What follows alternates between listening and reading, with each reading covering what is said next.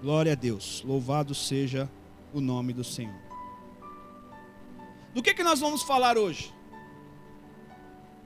Queremos respostas de muitas coisas que não entendemos, fazemos questionamentos de muitas coisas das quais não temos compreensão, e como a canção que nós entoamos aqui nessa noite sobre quão insondáveis são os teus juízos e os teus caminhos. Essa canção, que é baseada em Romanos, capítulo 3, verso 22 em diante, escrita pelo apóstolo Paulo, escrita enquanto ele estava preso, como alguém tão usado por Deus, como alguém que transformou o mundo da sua época, levando o evangelho da graça, tendo uma experiência particular com Jesus.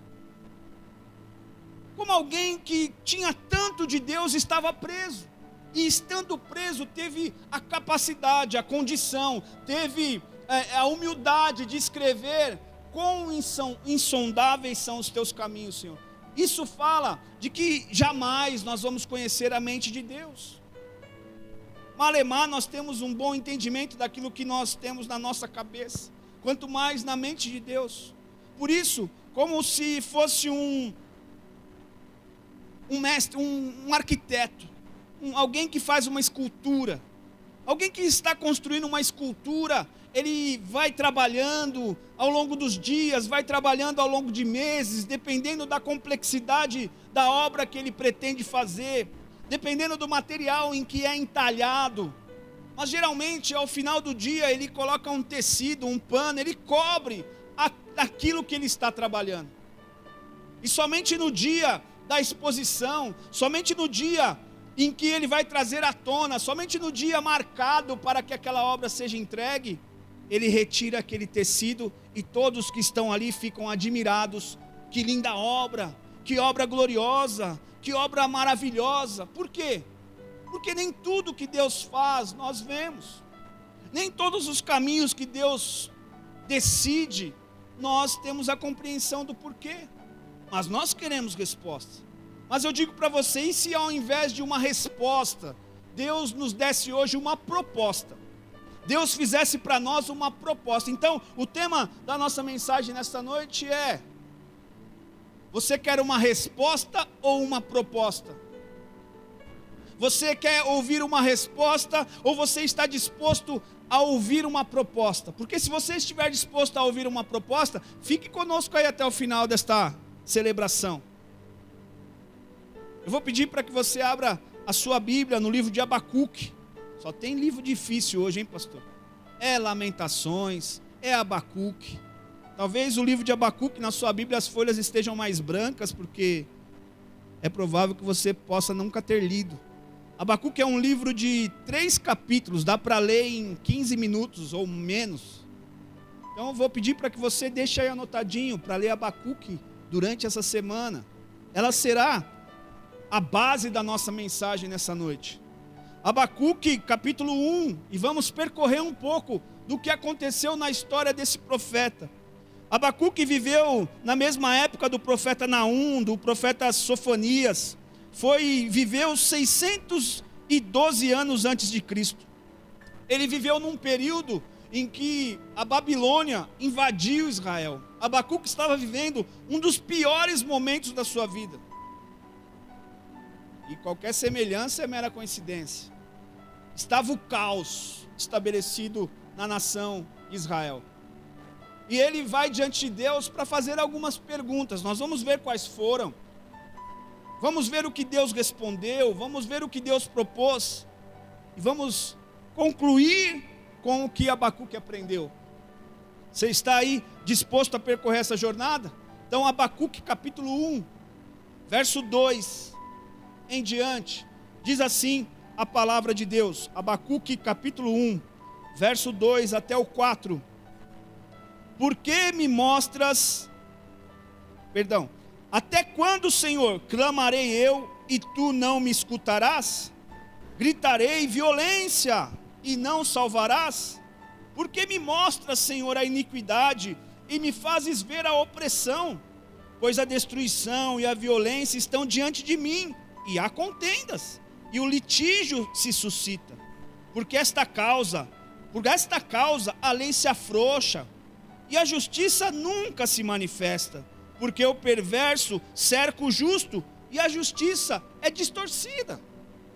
Veja só, ele começa dizendo, Deus, vou ler uma outra versão aqui para trazer uma maior compreensão para nós. Ele começa dizendo no verso 2, até quando, Senhor, clamarei por socorro sem que tu me ouças? Até quando gritarei a ti violência, sem que tragas a salvação? Porque me fazes ver a injustiça e contemplar a maldade? A destruição e a violência estão diante de mim, a luta e há conflito por todo lado. Por isso, por causa da luta, por causa do conflito, por causa da injustiça, por causa da opressão, por isso, verso 4, a lei se enfraquece e a justiça nunca prevalece. Os ímpios prejudicam os justos e assim a justiça fica pervertida. Ele estava indignado com o que estava acontecendo. Será que tem alguém indignado com os nossos dias hoje? Será que nós estamos incomodados com o cenário que nós vivemos hoje? Era assim que este homem de Deus, esse profeta estava. Incomodado. Dizendo, por que eu estou clamando por socorro e o Senhor não me ouve? Até quando? Até quando eu vou pedir para que o Senhor interfira nessa situação? Até quando eu vou pedir para que o Senhor ajude o meu filho? Até quando eu vou pedir para que o Senhor restaure o meu casamento? Até quando eu vou pedir para que o Senhor abra uma porta de emprego? Até quando? Esta era a expressão do coração de alguém que estava muito, mas muito irritado. Era como se ele estivesse desabafando com Deus, uma conversa, um bate-papo, mas em um tom até quase de desrespeito ao Senhor nosso Deus. O verso 3, ele diz, por que me fazes ver a injustiça e contemplar a maldade? É como se ele dissesse assim, por que eu tenho que ver essas notícias nos jornais todos os dias? Por que toda hora eu vejo marido que matou mulher, filho que foi abandonado? Por que todo dia eu tenho que ouvir notícias sobre a corrupção? Por que a maldade e a injustiça estão diante de mim todos os dias? E o Senhor não faz nada. Ele estava dando um checkmate em Deus, colocando Deus na parede. Em linguagem popular, exatamente essa era a expressão do coração dele. E Jesus vai nos ensinar lá na frente, nos evangelhos, que a boca fala do que o coração está cheio. Do que estava cheio o coração do Abacuque? Cheio de furor, cheio de indignação, cheio de descontentamento. No verso 4 ele diz, por isso a lei se enfraquece e a justiça nunca prevalece. Na cabeça dele, era como se a justiça não tivesse poder de eliminar aquela maldade, de acabar com aquela injustiça, de acabar com aquela situação que só prejudicava o povo. Totalmente indignado. Até quando vai haver corrupção? Até quando haveria injustiça? Até quando haveria intolerância? Até quando haveria violência, ignorância? E o Senhor não faz nada. Já se deparou assim diante da vida? Já teve momentos na sua vida em que você colocou Deus em xeque? Como se nós pudéssemos. Se o Senhor não fizer, eu te abandono. Então vai ter que abandonar, porque o Senhor fazendo ou não, Ele continua sendo Deus. A questão é, por que nós o seguimos? Por que nós confiamos nele? Confiamos apenas por aquilo que Ele pode fazer? Confiamos apenas por aquilo que Ele pode nos dar? Confiamos apenas por aquilo que Ele pode realizar? A nossa fé, ela é motivada por conquistas? Ou a nossa fé está baseada na fidelidade de quem Deus é? De saber que a maior riqueza é que nós vamos passar a eternidade com Ele. Que esta vida é totalmente passageira. Qual é a nossa fé? A vida, hoje eu estava assistindo um filme, chama 100 metros. Assista, tem nos streamings da vida aí, você encontra esse filme. A história é verídica de um homem. Enquanto eu estava assistindo, eu fiz algumas anotações e falei lá em casa, eu vou compartilhar com os irmãos, porque tocou meu coração. A história de um homem que tem esclerose múltipla. Foi diagnosticado com esclerose múltipla, uma doença degenerativa. Mas em algum momento entre a notícia ruim, entre o diagnóstico e a escolha de se dobrar diante das circunstâncias ou continuar, este cara decide continuar. Eu até anotei aqui, a nossa vida é como um triatlon. Ele decide fazer um triatlon. Alguns quilômetros de natação, poucos quilômetros, 180 quilômetros de bicicleta e 42 quilômetros, uma maratona correndo. E se nós olharmos para a nossa fé hoje, se for uma fé apenas de receber, uma fé apenas de um relacionamento enquanto Deus está me dando, está tudo bem. Quando eu não estou recebendo, eu fico bravo, eu fico de bico, eu fico emburrado. Eu quero colocar Deus em xeque, eu quero respostas. Deus não tem a obrigação de explicar nada para ninguém, mas Ele é bom. Ele está falando conosco, Ele está falando com você. E eu sei que esta mensagem está encontrando corações que estão clamando por resposta. Que a sua vida, em algum momento, foram interceptadas por notícias ruins.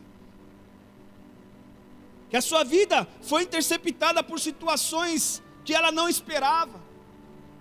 Será que se nós, antes de entrarmos num relacionamento com Deus, sentássemos a uma mesa e colocássemos todas as cartas na mesa, e eu perguntasse para Deus, e eu fiquei pensando nisso, eu perguntasse para Deus: Senhor, eu vou firmar uma aliança contigo, mas me conta tudo o que vai acontecer na minha jornada. E Deus começasse a contar: olha, lá no ano 5, você vai perder o emprego. Lá no ano 7, seu filho vai ficar doente. Lá no ano 10, você vai ter um emprego de volta, mas olha, o seu filho ainda vai estar doente. Ou seja, se Deus revelasse todos os intempéries, todas as dificuldades, todas as aflições que o mundo reserva para nós, porque foi isso que Jesus ensinou. No mundo tereis aflições. Esse é o papel do mundo, dar aflição. Jesus continua: mas eu venci o mundo. Este é o papel de Cristo. E o nosso papel? Ele também deixa claro em João 16:33. Mas tem de bom ânimo. Ânimo fala de certeza, de esperança. Então perceba que se a nossa vida fosse igual a um triatlo, nós precisaríamos saber desviar das ondas, enquanto a parte da travessia é contra as ondas. E precisaríamos ter a habilidade de usar a força das ondas a nosso favor para economizar energia. Por que economizar energia? Porque ainda tem um trajeto de bicicleta para ser feito. Enquanto eu estivesse ali na parte da minha bicicleta, pedalando, eu ia ter que usar os vácuos, eu ia ter que usar as descidas, eu ia ter que economizar força na subida, sabendo que ainda haveria o trecho da corrida, onde haveria mais 42 quilômetros para correr. Saber que quando a gente já está cansado, ainda tem uma jornada para ser percorrida. Por que você está falando isso, pastor? Eu estou falando porque às vezes a gente aguenta bem a fase e a jornada do nado. É o menor trajeto, 20 quilômetros a nado. Eu estou falando que às vezes a gente aguenta o trajeto da bicicleta, mas quando você está ali na prova de triatlon, você olha para o lado, alguém cai, alguém se machuca, um pneu fura, uma roda entorta, e pessoas já vão ficando pelo meio do caminho, pessoas já vão desistindo. E quando você chega na última etapa, na última fase da corrida, dos 42 quilômetros, aí que mais gente para pelo meio do caminho mesmo. Mesmo que a gente se prepare para correr um triatlo, você vai sentir cansado, você vai ter cãibra, você vai sentir vontade de desistir, você vai querer parar. Assim é a nossa vida.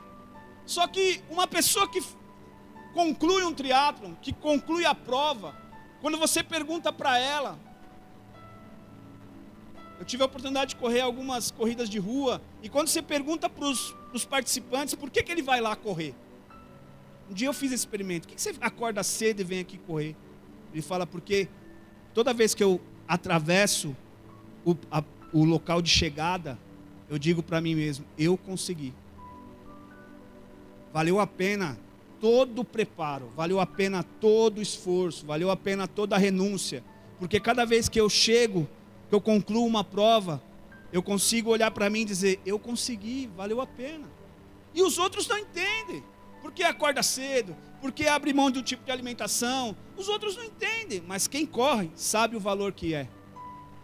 E eu estou falando isso para pessoas que nós já estamos na última fase, nós estamos aí na nossa maratona, para subir aos céus.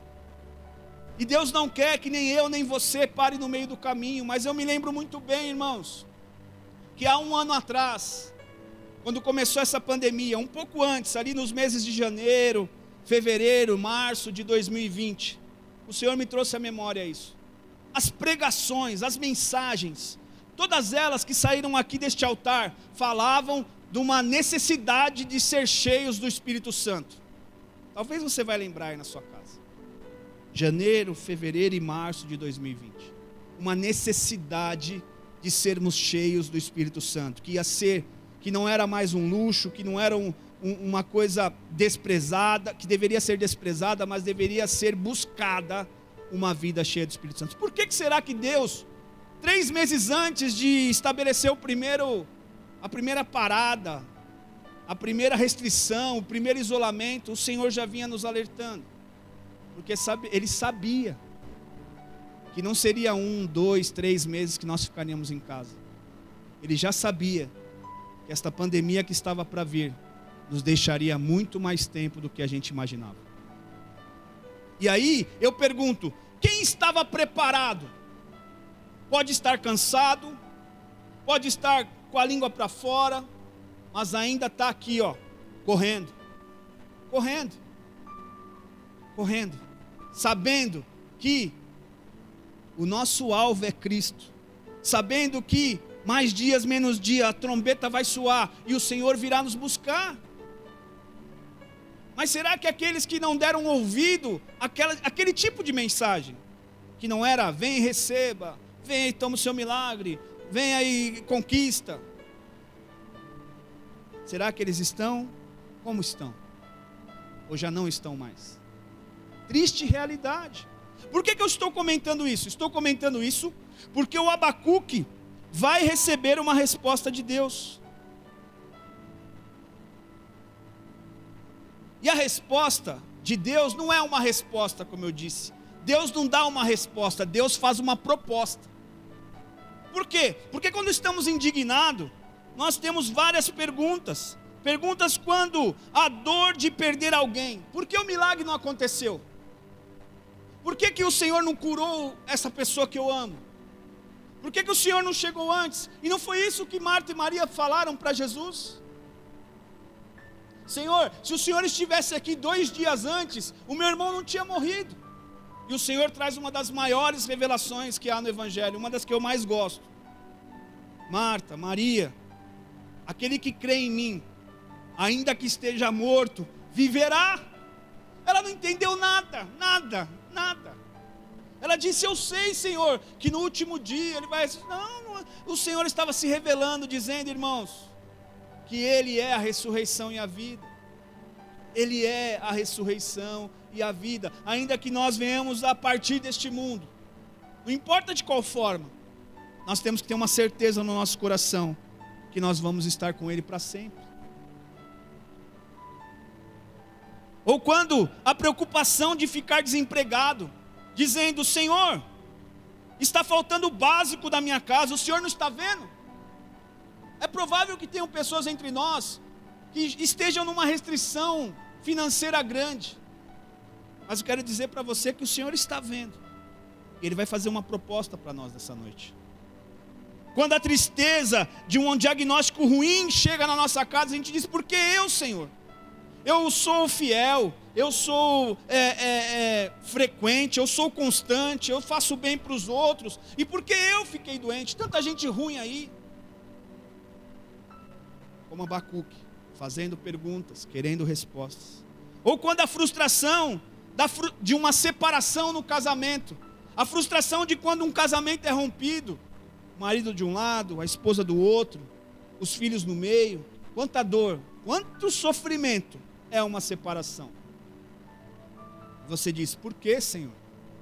Porque a minha casa, eu sonhei ter uma família, eu sonhei ter filhos ao redor da mesa. E quando a angústia de ver os filhos longe da presença do Senhor, nós dizemos, Senhor, não está vendo? Até quando meu filho ficará fora dos teus caminhos? O mundo está cruel, perigoso. Até quando, Senhor, a injustiça diante dos meus olhos? Até quando? Ou quando temos a limitação de ser uma mãe solteira que tem que se virar nos 30 para pôr comida em casa, para dar atenção para os filhos, para ter equilíbrio das suas emoções. E às vezes a solidão chega, a solidão quer se instaurar, quer bater, quer prejudicar. Talvez a dor da viúva que perde o seu marido. E eu ouvi uma frase que dizia assim: puxa, você é privilegiado em ver os seus netos. Que privilégio você está vivo para ver os seus netos. Alguém dizendo para um senhor de idade. E esse mesmo senhor vira-se para essa pessoa e diz: depende do seu ponto de vista. Porque pode ter sido um privilégio para você eu ter visto os meus netos. Mas eu também vi a minha esposa falecer. Eu não vivi para ver a minha esposa falecer. A dor de ter perdido alguém, de ter perdido um companheiro. Por que, Senhor? Por que levou ele? Por que não deu mais dias de vida para ele? Até quando eu vou clamar e o Senhor não vai me responder? Ou a solidão, a rejeição de um órfão, de alguém que morou num lugar que acolhe crianças, de alguém que foi adotado, de alguém que os seus pais abriram mão de cuidar dele. Até quando, Senhor? Até quando eu vou clamar e o Senhor não vai responder? Temos muitas perguntas e queremos as respostas, é verdade. No capítulo 2, diante das perguntas de Abacuque, Deus vai fazer uma proposta. Quero que você abra no livro de Abacuque, capítulo 2. Versículo 4. Achou?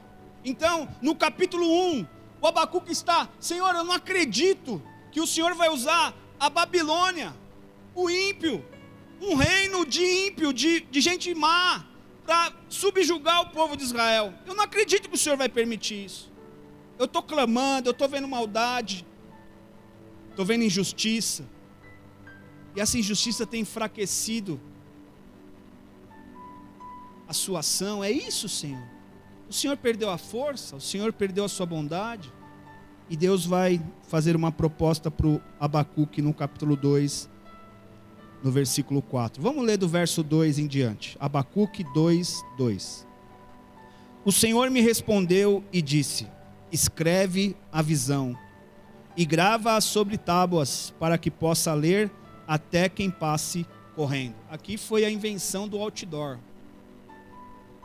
Você vê um outdoor, até num carro correndo você consegue ver. O Senhor me respondeu e disse: escreve a visão e grava sobre tábuas, para que possa ler até quem passe correndo. Verso 3. Porque a visão ainda está para cumprir-se no tempo determinado, mas se apressa para o fim e não falhará. Se tardar, espera-o, porque certamente virá, não tardará. Eis o soberbo, a sua alma não é reta nele, mas o justo viverá pela fé. Vou ler outra versão aqui do versículo 4 do capítulo 2. Escreva: o ímpio está envaidecido, seus desejos não são bons, mas o justo viverá pela fé. Qual é o cerne, qual é o centro da nossa vida? A fé. Por quê? Porque sem fé é impossível agradar a Deus. E esse texto, esse capítulo, este profeta, que escreveu apenas 3 capítulos, está passando numa transição. A primeira, do questionamento. A segunda, de ouvir a proposta. Capítulo 1, querendo respostas. Capítulo 2, ouvindo a proposta. Deus falou para ele: o justo viverá pela fé. E a fé, segundo Hebreus capítulo 1, é a certeza das coisas que eu espero. E a convicção das coisas que eu não vejo. Então, se eu estou vendo, não é fé. O justo viverá pela fé. E que fé que nós temos tido? Quando eu vejo lá no livro de Hebreus, capítulo 11, versículo 32, eu me deparo com uma realidade que não é a fé que eu vejo nesses dias. Que não é a fé que eu vejo em mim muitas vezes. A Bíblia diz assim: e que mais direi? Faltar-me-ia tempo contando de Gideão, de Baraque, de Sansão, de Jefté, de Davi, de Samuel e dos profetas. Para que você entenda, Hebreus capítulo 11 fala dos heróis da fé. Conta de como eles venceram, de como eles foram em Deus vitoriosos, mas não em coisas, mas na confiança da relação, da fidelidade com o Senhor. E no verso 32 ele começa dizendo: vai faltar tempo para eu falar de todo mundo de maneira detalhada. Verso 33 do capítulo 11 de Hebreus: os quais pela fé venceram reinos, praticaram a justiça, alcançaram promessas, fecharam a boca dos leões, apagaram a força do fogo, escaparam ao fio da espada, da fraqueza tiraram forças, na batalha se esforçaram, puseram em fuga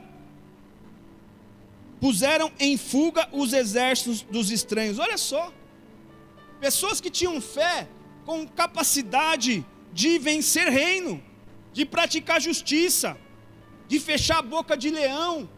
Essa é a parte daqueles que foram livres, daqueles que experimentaram do livramento do Senhor. Mas perceba que no verso 36 diz assim: e outros experimentaram escárnios, açoites, cadeias e prisões. Que fé é essa? Que fé é essa que experimenta escárnio, vergonha? Que fé é essa que experimenta cadeias? Que fé é essa que experimenta açoite e não abre mão do amor do Senhor? É uma fé não condicional à circunstância, à realidade. Pessoas que pagaram um alto preço para que o Evangelho chegasse até mim. Pessoas que deram a sua vida em favor do Evangelho, tomando chicotada. Como eu disse, o apóstolo Paulo escreveu o livro de Romanos preso. Onde está a nossa fé? Quando nós olhamos para esses heróis, aonde está a nossa fé? Será que se alguém nos chicoteasse? Será que se alguém nos prendesse? Não, eles não fizeram nada. Nada de errado. Apenas amavam o Senhor incondicionalmente, integralmente, totalmente. Em dias difíceis como hoje, onde nós não temos mais acesso ao que nós estávamos acostumados. Já não posso mais sair, já não posso mais fazer, tenho que me cuidar, isso, aquilo, onde estão ditando como deve ser a nossa vida.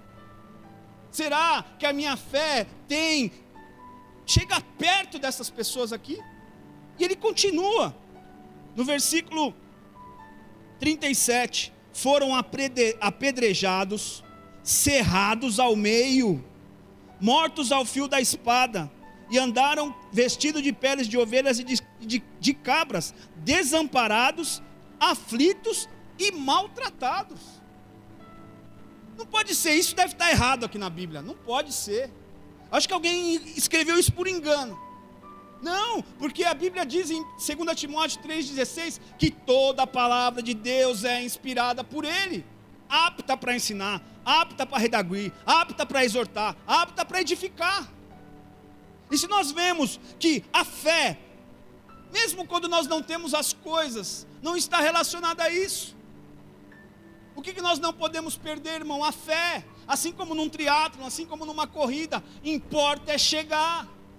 Vai ter lugar, vai ter subida nas nossas vidas que a gente vai mais devagar, mas continua caminhando. Vão ter travessias de mares, como aconteceu com os discípulos. Eu disse aqui que Deus não revela o futuro inteiro para nós, porque nós não suportaríamos. Mas Jesus diz, entra no barco, atravessa para o outro lado. Por que Jesus não disse, entra no barco, mas quando vocês forem para o outro lado, no meio do caminho vai ter uma tempestade? Jesus não disse. Porque certamente se Jesus dissesse, você vai entrar num barco, mas no meio do caminho você vai enfrentar uma tempestade. Então não quero, vamos para outro lugar. Somos assim. Mas esses homens nos dão uma aula. Porque é bem como o livro de Hebreus nos diz e nos faz refletir. É verdade que Daniel entrou na cova dos leões e Deus livrou. É verdade. É verdade que Sadraque, Mesaque e Abidnego não se dobraram à estátua de Baal e Deus livrou eles na fornalha ardente. Também é verdade. É verdade que Deus livrou o povo do Egito do exército de Faraó atravessando o Mar Vermelho. É verdade, eu creio, é verdade. Mas tem pessoas na Bíblia como João Batista. Talvez se Deus tivesse sentado à mesa, como eu mencionei, João Batista, você vai ser a voz que clama no deserto. Boa, Senhor, obrigado. Uma honra, claro. Só que é o seguinte, o seu fim vai ser decapitado. Aí não. Aí é demais. Um homem que teve o privilégio de batizar Jesus. De um homem que respondeu à pergunta de Isaac de Abraão 22, que diz, de Gênesis 22, que diz, onde está o cordeiro? Em Mateus capítulo 3 ele responde, eis o cordeiro de Deus que tira o pecado do mundo, do qual eu não sou digno de desatar as sandálias dos seus pés. João Batista foi preso, e no palácio de Herodes, a sua cabeça foi servida numa bandeja. Que fé é essa que nós temos? Que estamos mais ligados ou totalmente dependentes do que as mãos de Deus podem fazer. O seguimos porque Ele pode fazer, pelo que Ele pode mudar, pelo que Ele pode transformar. E se Ele não mudar, Ele continua sendo Deus. Aí eu te pergunto, e se essa pandemia não passar? E se essa circunstância não melhorar? Ele vai deixar de ser Deus? Ele vai ter perdido o controle? Estevão, que foi mencionado aqui, daqueles que foram apedrejados, diácono, homem cheio de Deus, capítulo 7 de Atos dos Apóstolos menciona a história dele. Ele começa a pregar, ele começa a falar de Jesus, ele começa a anunciar e trazer o evangelho da graça para aqueles judeus. Diz a Bíblia que eles cerravam os dentes de raiva, e sabe o que eles fizeram? Toma Estevão, apedrejaram ele. E a Bíblia é clara, é maravilhosa nos detalhes. Ela diz que enquanto Estevão estava sendo apedrejado, ele olhou para cima, viu os céus abertos, e viu Jesus à direita de Deus. Irmãos, não tem nenhum outro relato de alguém que tenha visto Jesus à direita de Deus desta forma. Mas ele estava sendo agredido, ele estava sendo apedrejado, e ele não foi livre da morte, ele morreu. Ele não fez nada para ninguém. Apenas uma paixão por Cristo, que fez ele mesmo sendo apedrejado, usar das mesmas palavras que o nosso Senhor usou na cruz. Senhor, perdoa eles porque eles não sabem o que fazem. E morreu. E a morte dele foi presenciada por Saulo, que se tornou depois Paulo, o grande apóstolo da graça, o grande escritor do Novo Testamento, que trouxe ensinos incríveis para nós, que nós desfrutamos e nos apropriamos até hoje, mesmo passado tanto tempo. Por que que isso tem poder? Por que que a palavra de Deus tem poder? Porque ela não é uma história, ela não é um conto de fadas, ela é a palavra do Deus vivo, do qual nós nos relacionamos todos os dias. Que fé é essa que nós temos? Será que a nossa fé está baseada na circunstância? Então, ao invés de resposta, Deus está nos fazendo uma proposta. O justo viverá pela fé. Está desempregado? O justo viverá pela fé. está doente, o justo viverá pela fé. Está faltando entendimento em casa, o justo viverá pela fé. O diagnóstico foi ruim, o justo viverá pela fé. Fé significa acreditar na fidelidade de Deus.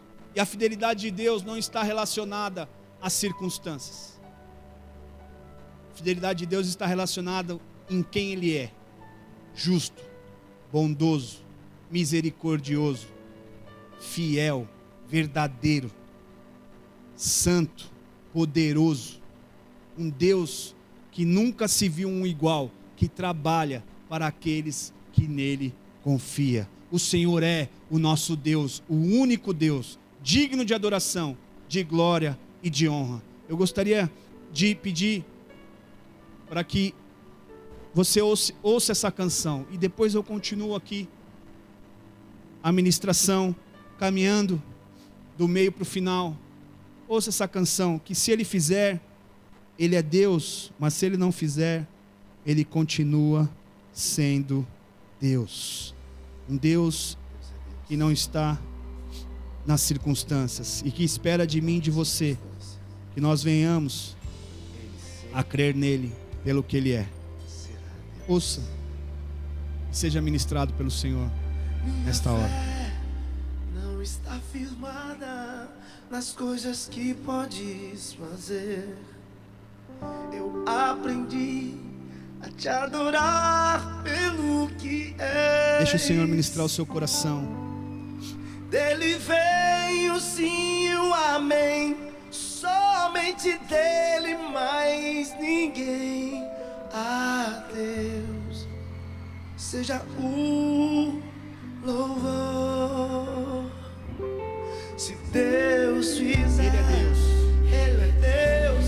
Se não fizer, Ele é Deus. Deixa essa verdade descer no seu coração. Ele é Deus, mas se fechar, continua sendo Deus. Se a doença vier, Ele é Deus. Se curado eu for, Ele é Deus. Se tudo der certo, Ele é Deus. Esta é a fé que o Senhor espera que nós Mas se não tenhamos. der, continua sendo Deus. Falta pouco para Ele vir nos buscar. Aguenta firme. Minha fé não está firmada nas coisas que podes fazer. Eu aprendi a te adorar pelo que és. Deus poderoso. Dele vem o sim e o amém, somente dele, mais ninguém. A Deus seja o louvor. Cante de todo o seu coração. Deixa a lágrima rolar no seu rosto. Coloca para fora, Abacuque. Essa é a noite que o Senhor está nos fazendo uma proposta. O justo viverá pela fé. Ainda que as circunstâncias não se alterem, ainda que a situação não mude, Ele não muda. Ah, eu sei que o meu Redentor vive e por certo se levantará. Aleluia!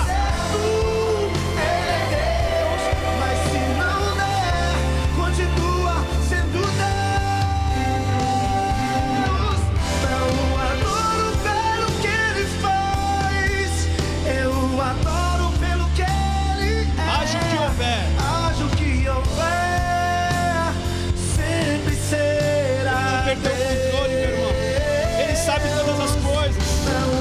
Ele vê onde nós não vemos. Ele sabe, Ele sabe.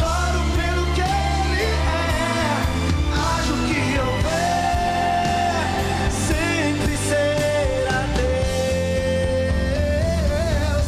Se Deus quiser, Ele é Deus. Se não quiser, Ele é Deus. Se a Receba consolo, paz.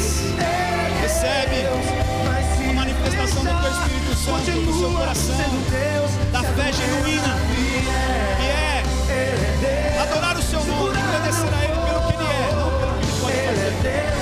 Se tudo der certo, Ele é Deus, mas se não der, continua sendo Obrigado, Jesus.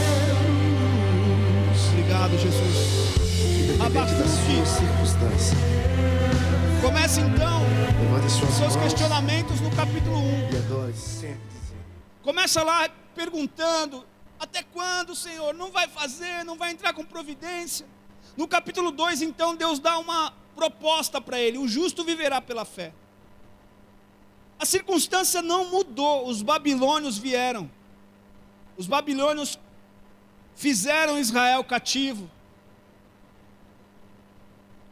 Então, o homem que estava totalmente incompreendido, cansado, indignado no capítulo 1, ao receber a proposta de Deus no capítulo 2,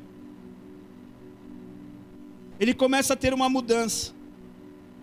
Às vezes a gente acha que a gente ama mais que Deus, mas foi Deus quem nos amou e provou o seu amor, entregando o seu único filho, ainda quando nós éramos pecadores. Nós queremos uma prova de Deus todo dia. Ah, Senhor, prova que me ama, prova. Ele já provou. Ele foi o único que deu o seu filho por nós. E o seu filho se entregou. Para quê? Para ser o nosso bom pastor, para ser o nosso amigo, para ser o nosso conselheiro, para ser o nosso protetor. E nem sempre as coisas dão certo. Nem sempre as coisas saem do jeito que a gente planejou. Mas o Davi vai nos dar uma lição no Salmo 23. Ele fala que Deus é o pastor da vida dele, que é o Deus que conduz ele a águas tranquilas, é o Deus que conduz ele a verdes pastos. Mas lá no versículo 4 do Salmo 23, ele vai dizer: ainda que eu passe pelo vale da sombra e da morte, eu não temerei mal algum, porque tu estás comigo, a tua vara e o teu cajado me consola. Na caminhada, na jornada, temos os ainda quês, mas a diferença é saber que Ele está conosco, porque Ele nos prometeu no Evangelho de Mateus, capítulo 28, do verso 18 em diante, Ele diz: é-me dado todo o poder no céu e na terra, portanto ide pregar o Evangelho a toda criatura, batizando-as, ensinando-as a guardar todas as coisas que vos ensinei. E no verso 20 ele vai dizer: eis que estarei convosco todos os dias da vossa vida. Se Ele está conosco, irmão, não foi Ele que colocou a enfermidade, não foi Ele que colocou a separação, não foi Ele que colocou a destruição, não. O mundo jaz o maligno, o mundo jaz o mal. E ainda como nós lemos em Hebreus, alguns foram livres pela fé. Alguns pela fé tiveram experiências extraordinárias, livramentos grandiosos, mas outros pagaram com a vida. Os apóstolos, os 12, todos morreram de mártir, mortos. E não foi na época de Roma, que tinha lá um monumento, um lugar que você já deve ter visto em filmes, o Coliseu. Quantos irmãos morreram no Coliseu, irmãos? Quantos irmãos morreram no Coliseu comido por leões? Só porque tinham fé. Qual era a sentença deles? Qual era o crime que eles cometeram? Fé em Cristo. Este era o crime. Pessoas sendo colocadas, amarradas, sem chance de se defender, para serem devoradas por leões, para satisfazer a alegria e servir de entretenimento para uma multidão naquele lugar. E se fosse hoje? E se fosse agora? Será que nós servimos Jesus porque não temos outra coisa para fazer? Será que viemos aos cultos aos domingos porque eu não tenho dinheiro para estar todo fim de semana viajando? Será que eu sirvo Jesus porque ninguém me chamou para uma festa? Porque se alguém me chama para uma festa, eu logo aviso o pastor: hoje eu não vou, tá, pastor? Por quê? Porque tem festa. Como que está a nossa fé? E eu disse no começo, o que nós podemos perder tudo. Podemos perder amigos, podemos perder emprego, podemos perder esposa, podemos perder filhos, podemos perder saúde. Nós só não podemos perder a fé, porque sem fé é impossível agradar a Deus. O apóstolo Paulo vai dizer em 2 Timóteo, capítulo 4, versículo 7, seguindo essa linha de que a nossa vida é um triatlon, é uma corrida, é uma jornada. Ele diz: combati o bom combate, cumpri a minha carreira, fiz o que eu tinha que fazer. Mas mesmo combatendo o combate, mesmo cumprindo a minha carreira, ele fez algo e nos ensina. Ele guardou a fé. Um homem que foi preso, várias vezes açoitado, várias vezes incompreendido, várias vezes escarnecido, guardou a fé. Porque se nós perdermos a fé por causa da circunstância, se nós perdermos a fé por causa dos ataques do nosso inimigo, certamente nós sucumbiremos e nós estaremos perdidos. O que precisamos então? Precisamos estar ancorados em Cristo. E uma âncora, fica onde uma âncora? No mar, no profundo do mar. A âncora não é lançada de um grande navio para ficar no raso. A âncora é lançada para estar no profundo do mar. E quando ela atinge o local profundo, ela dá segurança. E mesmo sendo um navio muito grande, com um motor muito potente, ele não tem a capacidade de sair do lugar, está seguro. O que o Senhor está nos chamando é para ter um relacionamento profundo, fazendo uma proposta. Você quer viver em dias difíceis como hoje? Você quer chegar no final desta corrida?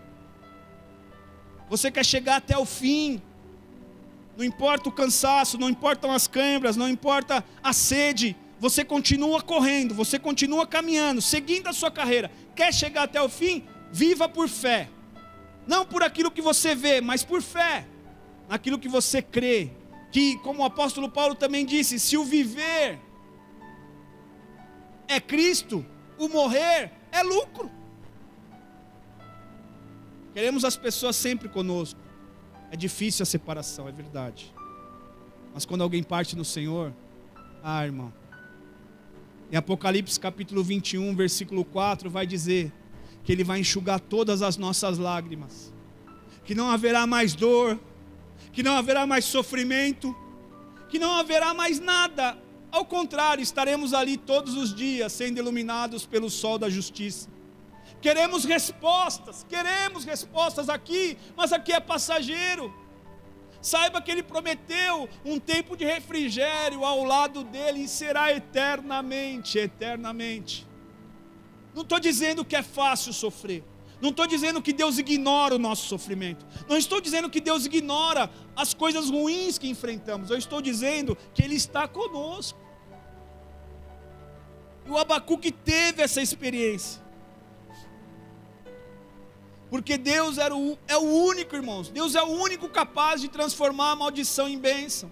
Deus é o único capaz de transformar a morte em vida. E Ele é o único capaz de transformar a dor em triunfo. Hoje, por coincidência, eu estava muito televisivo. E estava passando um documentário do Ayrton Senna. Talvez os mais novos só conheçam a história, mas quem é da minha geração sabe o que o Ayrton Senna representou para o Brasil e para o mundo. E naquela morte do Ayrton Senna, quando um pedaço do seu carro, pela força da batida, bateu em sua cabeça e foi a causa da sua morte, hoje ouvindo o documentário eles disseram que depois da morte do Ayrton Senna, nenhum outro acidente daquela natureza ocorreu e nenhum outro piloto veio a falecer. É triste a dor de perder o Ayrton Senna. Mas a morte dele deixou um legado. Evitou diversas outras mortes. Tudo na vida depende de como a gente vê. Deus respeita a dor do nosso luto. Deus respeita a dor do nosso sofrimento. Mas o que Ele não quer é que nós permanecemos constantemente prostrados por causa da circunstância que não é boa. Por causa da circunstância que não é boa, por causa da realidade que é dura, por causa do sofrimento na alma que nós sentimos, nos lamentando, chorando, por aquilo que nós não entendemos. A proposta é resposta ou proposta? Resposta Ele deu no capítulo 1. Os babilônicos vão invadir Israel e vai ser o caos. Mas no 2 Ele faz a proposta: o justo viverá pela fé. E o Abacuque vai chegar então, no capítulo 3, com uma outra percepção de vida. Vamos abrir no livro de Abacuque, capítulo 3, versículo 17.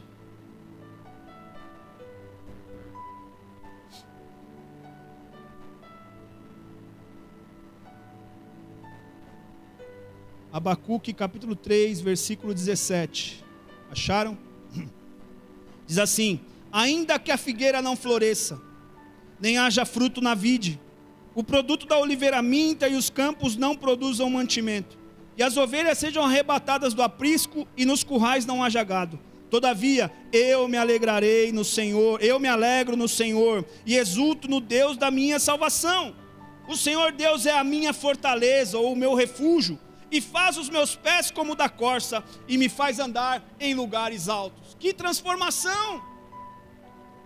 Deus entende o nosso lamento. Deus entende o nosso desabafo. E está provado aqui neste texto, neste livro de Abacuque. Ele sai do capítulo 1 de alguém que está indignado, totalmente colocando para fora a sua dor, colocando Deus em xeque. Ele ouve a proposta de Deus, que o justo viverá pela fé. E ele aceita a proposta. Como que você sabe que ele aceitou a proposta, pastor? Porque nesses versos que nós lemos, os últimos versos do capítulo 3, do 17 ao 19, ele deixa claro e expresso, e eu já te ensinei aqui, já falei, que a boca fala do que o coração está cheio. No capítulo 3 ele fala: ainda que a figueira não floresça. O que significa figueira? Figueira na Bíblia é uma árvore grande, frondosa, onde as suas folhas é uma das poucas árvores no Oriente Médio em que as suas folhas têm a capacidade de reter o calor. E todos nós, quando estamos andando cansado num dia de sol, procuramos uma sombra para descansar. Imagine os judeus, os hebreus daquela época. Eles tinham na figueira a figura de um lugar de descanso. Então vamos reler o texto, trocando a palavra figueira pela palavra descanso. Ainda que eu não encontre descanso. O que a circunstância quer fazer conosco? O que a realidade quer fazer conosco? Quer que a gente perca a fé. Quer que a gente murmure, porque a murmuração foi o motivo pelo qual aquela geração que viu grandes milagres, Deus agindo com milagre naquela geração hebraica que saiu do Egito, todos morreram no deserto por causa da murmuração. Quando nós perdemos a fé, a gente vai caindo e a gente acaba reclamando, murmurando, questionando, e o nosso coração se esfriando. Entramos em apostasia, nos distanciamos e depois entramos no distanciamento definitivo do Senhor. Quando na sua vida você olha para a realidade e fala: eu não tenho descanso, eu acordo e a situação está aí, eu vou dormir, a situação está lá, eu acordo no outro dia, passa mês, entra mês, passa mês, entra mês, e a situação está lá. Não tenho descanso, pastor. O Abacuque está nos ensinando: ainda que eu não encontre descanso, todavia eu me alegro no Senhor da minha salvação e exulto no seu nome. Nós temos que nos alegrar porque os nossos nomes estão escritos no livro da vida. Ele continua dizendo, no verso 17: nem haja fruto na vide. Vide, videira. Fruto da vide, uva. Uva produz o quê? Vinho. Vinho na Bíblia, alguns vão dizer, fala de alegria. Para nós hoje, vinho na Bíblia fala de transformação. Porque quando nós assumimos um compromisso com a esposa, num casamento, todo pastor, todo celebrante fala: na alegria ou na doença? São os votos. Na alegria ou na tristeza? São os votos. Por quê? Porque num casamento pode faltar alegria, e vai ter situações que a alegria vai faltar mesmo. Pode faltar alegria no casamento, mas não pode faltar transformação. Veja só, duas pessoas estranhas se encontram, se apaixonam, desenvolvem um relacionamento, isso transforma em amor.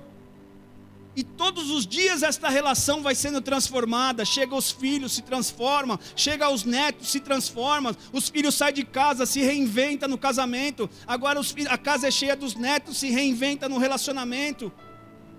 O esposo falece, se reinventa.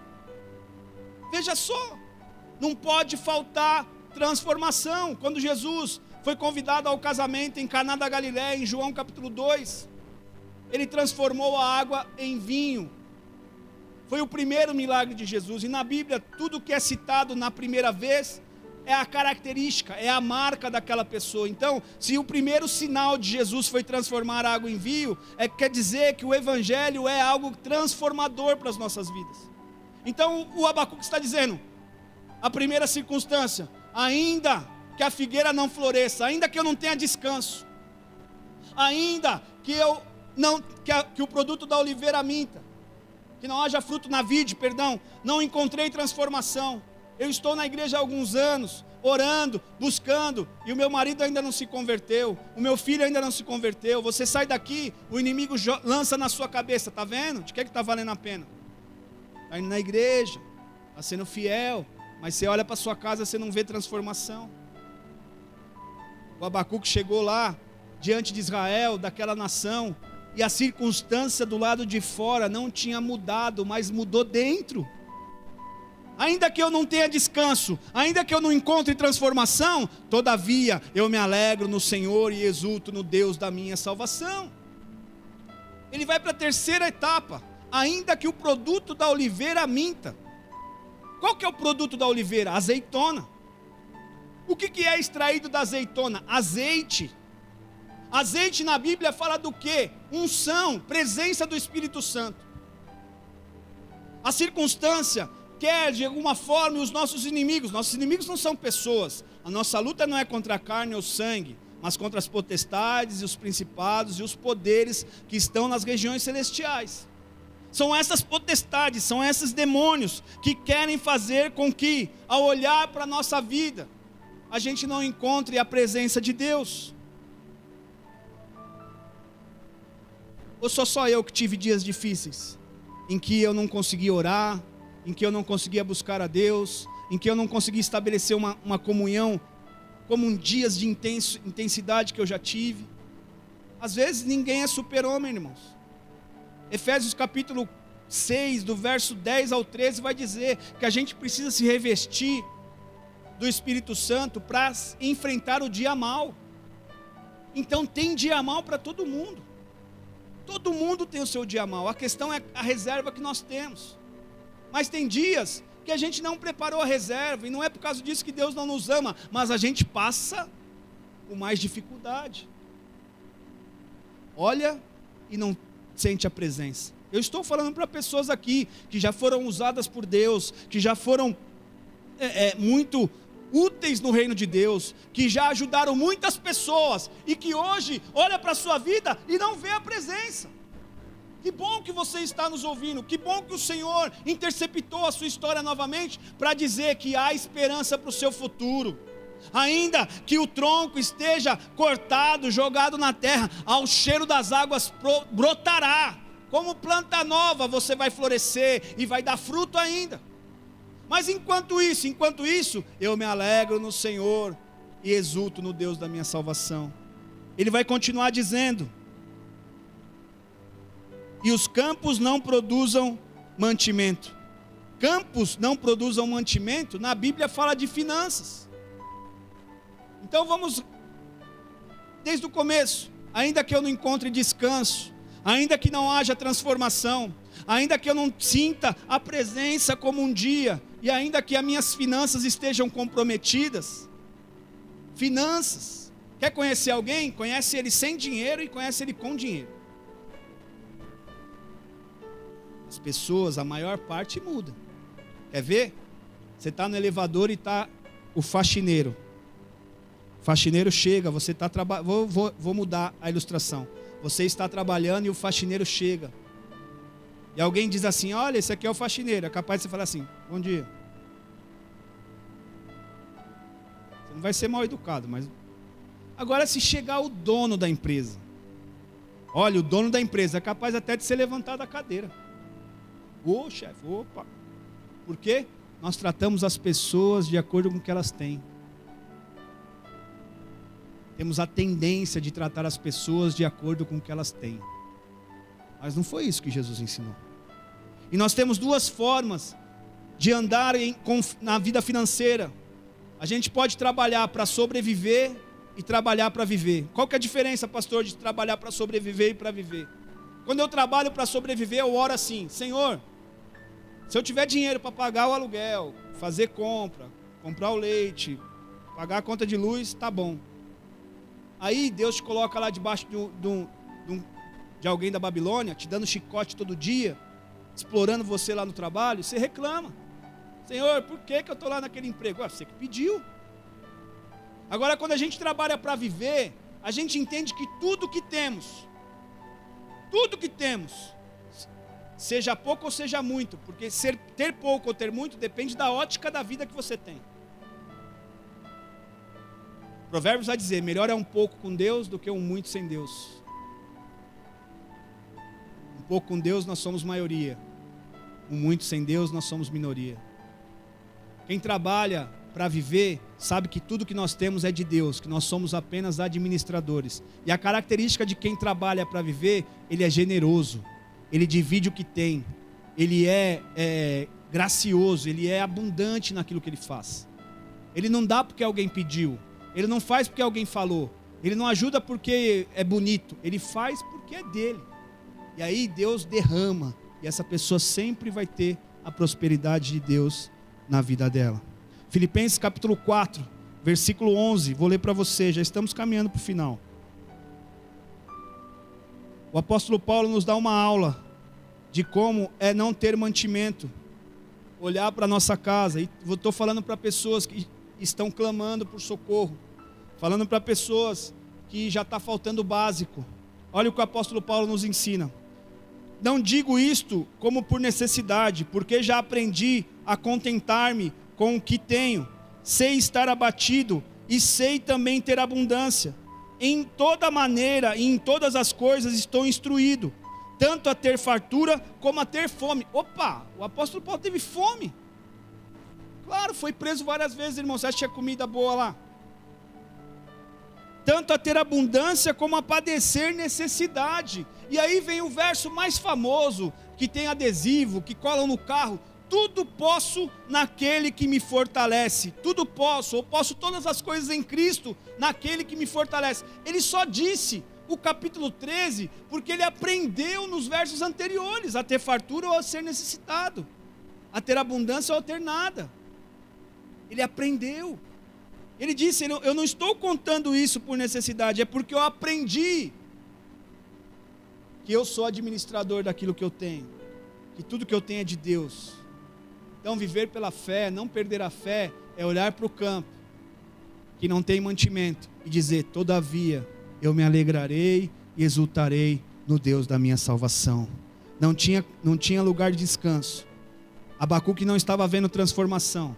Abacuque não estava vendo a presença de Deus, não estava sentindo, e Abacuque também não tinha nada para comer. Mesmo assim, ele continua adorando ao Senhor. E o último, ele diz, as ovelhas sejam arrebatadas do aprisco, e nos currais não haja gado. Ovelha arrebatada no aprisco. Ovelha fala de paciência.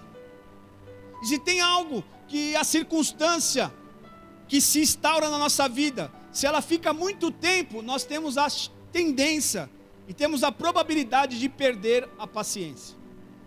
Mas paciência é um patrimônio que tem que ser cuidado com muito carinho. Por quê? Porque todos nós temos dois tipos de animais dentro de nós: a ovelha e o bode. O bode, quando está para morrer, ele berra.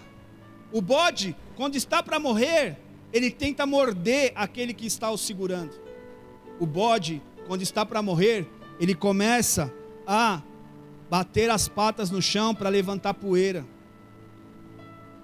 E se essas três primeiras possibilidades não der certo, a quarta coisa que um bode faz ao ser encurralado à morte, ele tenta derrubar aquele que está segurando ele. Então, se a gente vê por aí alguém falando muito, cuidado, hein? Está virando bode. Se está tentando morder o outro, então já está colocando a raiva para fora. Cuidado, hein? Está virando bode. Ou se está levantando pó, sabe o que é levantar pó? Quer chamar atenção. Por quê? Tentou falar, não deu resultado. Tentou morder, não tem resultado. Aí começa a levantar poeira para chamar a atenção de um maior número de pessoas. É quando começa a espalhar a notícia, porque a língua do bode é grande. E o quarto, o bode tenta derrubar. E é claro, o bode não vai derrubar quem está esperto, quem está ligado. O bode vai derrubar quem está distraído. E infelizmente, irmãos, acontece muito isso. E a ovelha? O que faz a ovelha quando está encurralada para a morte? A ovelha fica muda e a ovelha chora. Que diferença! Hoje o que nós queremos, baseado no que nós estamos ouvindo da proposta do justo viverá pela fé? Queremos ser bode ou queremos ser ovelha? Queremos chamar a atenção, colocar as nossas opiniões nas redes sociais, queremos morder as pessoas que não concordam com a gente, queremos derrubar os mais fracos, ou queremos ficar quietos e apenas chorar? Chorar para que Deus haja com misericórdia, chorar para que Deus perdoe, porque eles não sabem o que fazem, porque se corrompem, porque são injustos, porque são intolerantes, porque são ignorantes, porque praticam o mal. A Bíblia vai dizer em Mateus capítulo 25, verso 33, que Deus vai colocar os bodes do seu lado esquerdo e as ovelhas do seu lado direito, e vai dizer, e vai separar um do outro. Por enquanto aqui, até Jesus voltar, nós vamos conviver junto com os bodes e as ovelhas, mas podemos fazer uma escolha hoje, se queremos ser ovelha ou queremos ser bode. Se naquele dia queremos ficar à direita de Deus Pai ou ser lançado fora, como pessoas que Jesus não conhece, ou não reconhece aquele tipo de comportamento. Sabe por quê? Porque bode não ouve a voz do seu pastor, mas Jesus disse em João 10:10 que as ovelhas reconhecem a voz do pastor, o bom pastor, aquele que deu a vida por amor a nós. Bode ou ovelha? O Abacuque então olha para o seu curral e não vê paciência. Ainda que é paciência, mas temos que cuidar da paciência. Recebendo aqui os pedidos de oração. E para encerrar o verso 19. O Senhor Deus é a minha fortaleza e faz os meus pés como o da corça e me faz andar em lugares altos. Alguém que saiu do desabafo, que recebe uma proposta, conclui o texto dizendo: o Senhor é a minha fortaleza. O Salmo 46. Se você não conhece o Salmo 46, deveria. O Salmo 46 ele diz: o Senhor é o meu refúgio e fortaleza, socorro bem presente na hora da angústia. E a angústia de Estevão, que ele não foi livre? E a angústia de João Batista na cadeia, que ele não foi livre? E a angústia de João, o discípulo amado que esteve na ilha de Pátimos, que não foi livre? E a angústia de Paulo preso na masmorra do Império Romano, que não foi livre? O Salmo 46 começa com um brado do coração do salmista: o Senhor é o meu refúgio. Refúgio é lugar de segurança. Fortaleza naquela época era aquelas muralhas que as cidades construíam, que davam para eles segurança contra o inimigo. Mas o Salmo 46 no verso 10 vai dizer: aquietai-vos e sabei que eu sou Deus. Não foi isso que aconteceu com Abacuque? Estava inquieto, incomodado, precisava desabafar, cheio de perguntas, querendo ter as respostas. Tem um encontro com um Deus amoroso, o Pai, que corrige aquele que ama muito mais os meus filhos do que eu, que chora muito mais pela tragédia que ele vê nesta terra, pelos homens distantes dele do que eu, que faz muito mais por meio do seu Espírito Santo, convencendo o homem do pecado, da justiça e do juízo do que eu. E o Abacuque chega no final então e entende: o Senhor é a minha fortaleza, o Senhor é o meu refúgio. Não tinha mudado nada ao redor, os babilônicos ainda estavam na cidade, a injustiça que ele falou no capítulo 1 ainda acontecia, a tragédia ainda estava diante dos olhos deles. E o que mudou? Mudou dentro. A paz veio morar dentro dele, a certeza de que ele é Deus. Se ele fizer, ele é Deus. Se ele não fizer, Ele continua sendo Deus. E não foi isso que Sadraque, Mesaque e Abidnego disseram: nós vamos te lançar na fornalha. Pode lançar, mas quem vai te ajudar? Se o Senhor quiser nos livrar, Ele livra. Se não quiser, também não livra. E não é por causa disso que eu vou negar a fé. Não podemos perder a fé. Não podemos perder a certeza de que Ele está conosco. Ele é a nossa fortaleza. E quando Ele é a nossa fortaleza, o Abacuque entendeu: Ele vai fazer os meus pés como os da corça. Corça, um animal que tem velocidade, um animal que tem habilidade. Então, o que o Senhor pode nos dar nessa noite? A habilidade de andar rapidamente para os lugares onde nós encontramos o Pai. E onde que a corça se abriga? A corça se abriga nos lagos, nos rios profundos, porque quando ela mergulha, o inimigo não sente mais o cheiro dela. E lá no lugar profundo, ela está em segurança. Relacionamento raso com Deus, não sei se nós vamos suportar passar o que nós estamos passando, continuar o que nós estamos vivendo. Mas aqueles que desejarem hoje, eu aceito a proposta de viver pela fé, mudando ou não a circunstância, mudando ou não a realidade, porque a minha fé é nele, os meus olhos estão nele. E ainda que a terra se mude, e ainda que os montes se levantem, eu não serei abalado. Sabe por quê? Há um relato de homens que, quando teve o tsunami que atingiu lá a parte do Oriente Médio lá, algumas pessoas estavam fazendo mergulho na hora do tsunami. E a resposta deles foi o seguinte: vocês viram o que aconteceu? Eles falaram: a gente só percebeu a ausência de peixes no mar, e achou estranho. Mas quando eles saíram das águas profundas, eles viram a tragédia que tinha acabado de acontecer. Por quê?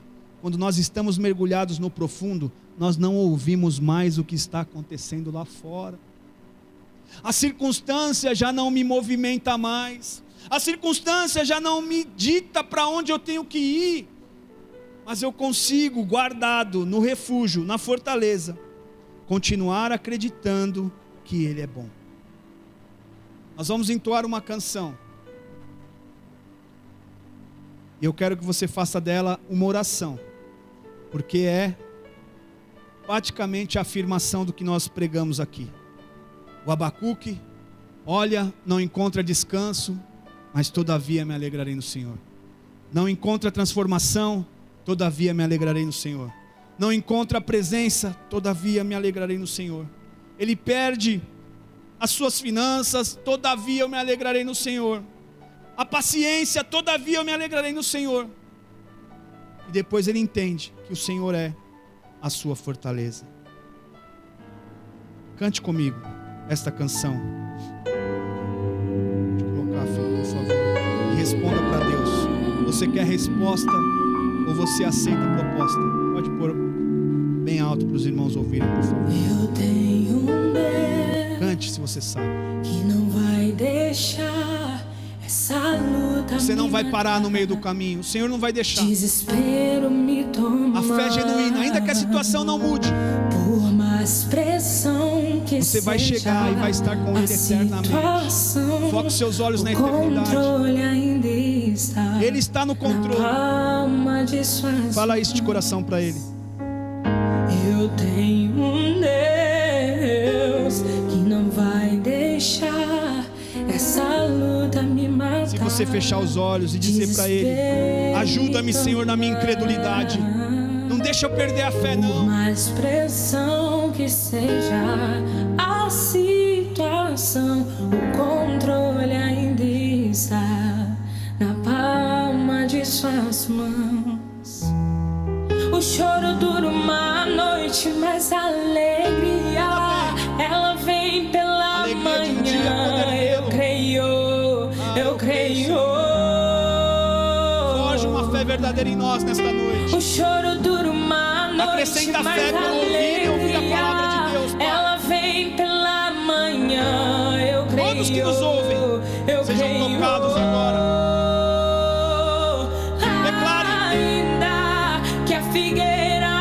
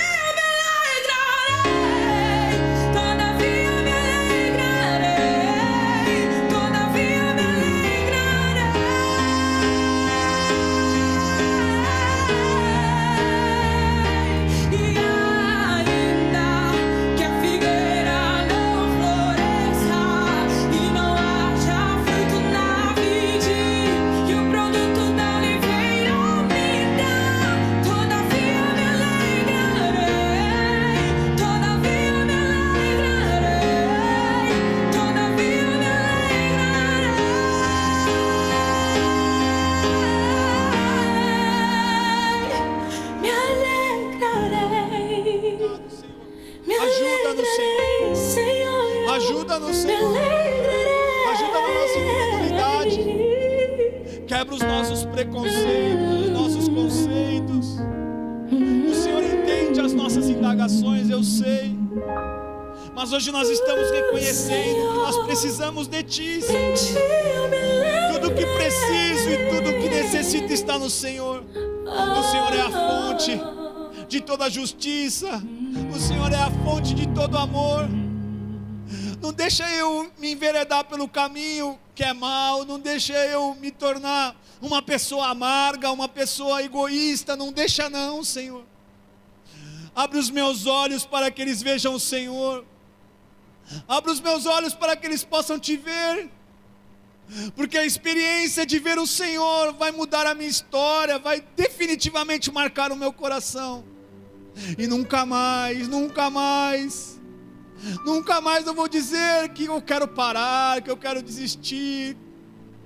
Eu entendi, Senhor, que há situações que de fato o Senhor está no controle, que não partem do Senhor. São situações difíceis de encarar, são situações difíceis de entender, mas melhor é descansar em Ti e saber que todo o trabalho está nas Tuas mãos, e não existe nada do meu futuro que não esteja escrito com uma gota de sangue de amor. Por isso, Pai, perdoa as minhas falácias, perdoa os meus questionamentos, perdoa a minha falta de senso quando eu questionei, quando eu quis colocar o Senhor na parede. Tem misericórdia de mim e se revela a mim, esse meu irmão, essa minha irmã, esta família que está me ouvindo, este querido que está num quarto de hospital. Aquilo é uma realidade dura, é verdade, mas não tem parede, não tem porta, não tem prisão que o Senhor não possa entrar. Não tem. O Senhor pode ir em qualquer lugar que o coração está pedindo por socorro. Só o Senhor pode dar a capacidade de passar pelo que o Estevão passou e viu os céus abertos, de ter sido preso como João Batista e ter tido o privilégio de ter vivido pouco. Não viu nem os milagres do Mestre, não viu nenhum.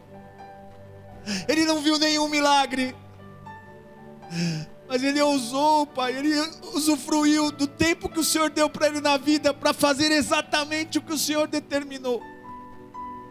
Nos ajuda a cumprir a nossa missão, nos ajuda a continuar nesse triatlo, nessa jornada, nesta corrida.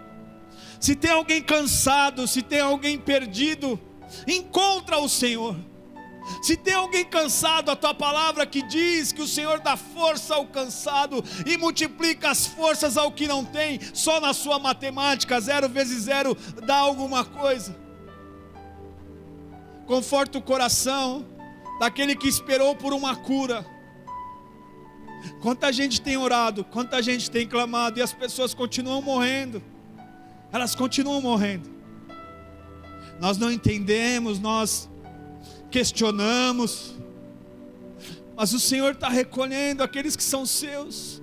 Porque se o viver é Cristo e o morrer é lucro, que possamos cumprir a nossa jornada enquanto estivermos aqui da melhor maneira, seguindo os Teus passos, ouvindo a Tua voz, se refugiando na Sua fortaleza, estando no profundo mar, para que as notícias e o que estiver ao nosso redor não contaminem o nosso coração.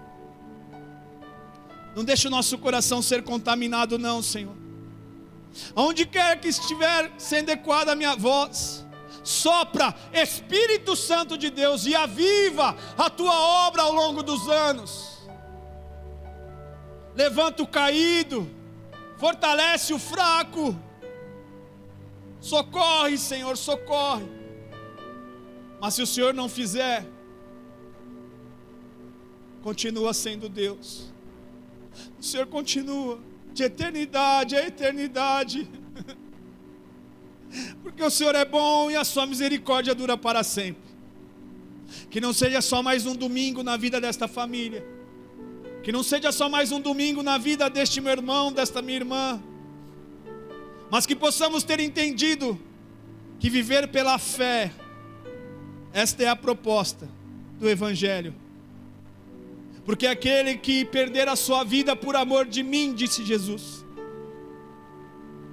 aquele que perder a sua vida por amor de mim, vai ganhar.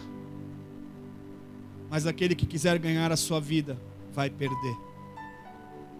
As coisas aqui não são mais importantes. As coisas aqui são temporárias. Que possamos ter esta consciência, Senhor, e a clareza de que o melhor presente e a maior prova de amor que o Senhor já deu foi a cruz do Calvário, nos reconciliando contigo.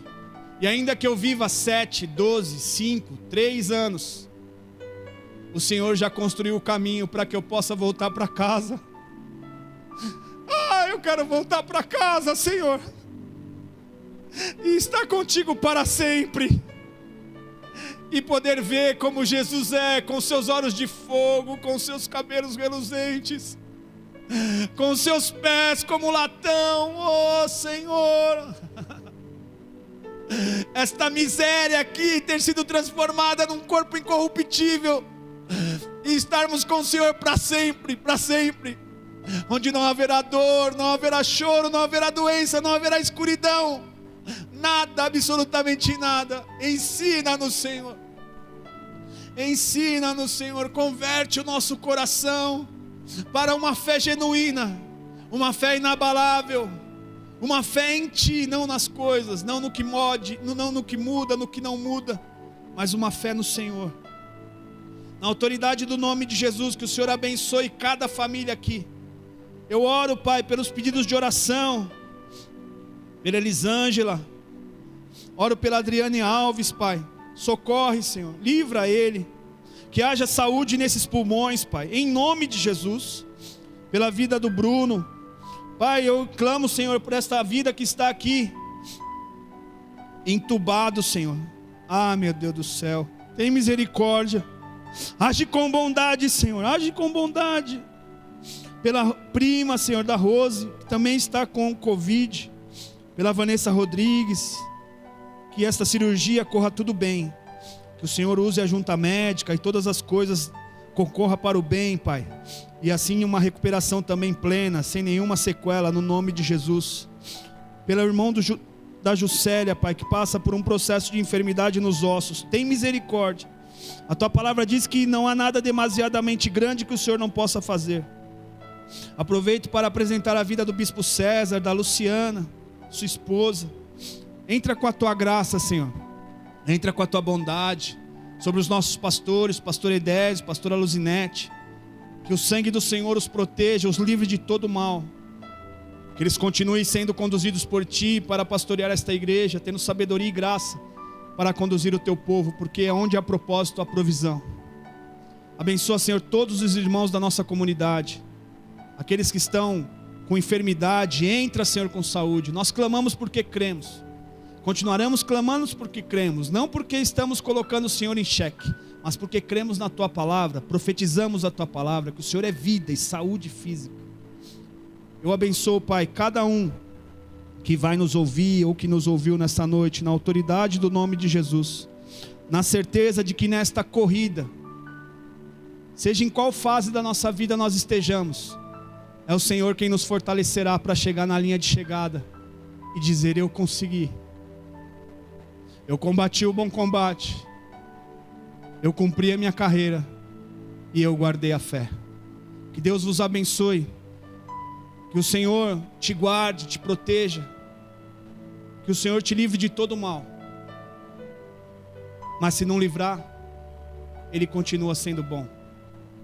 Resposta ou proposta, o justo viverá pela fé. Viva pela fé. Que Deus vos abençoe, que Deus esteja contigo durante essa semana, e assim que Deus permitir, estaremos aqui reunidos novamente.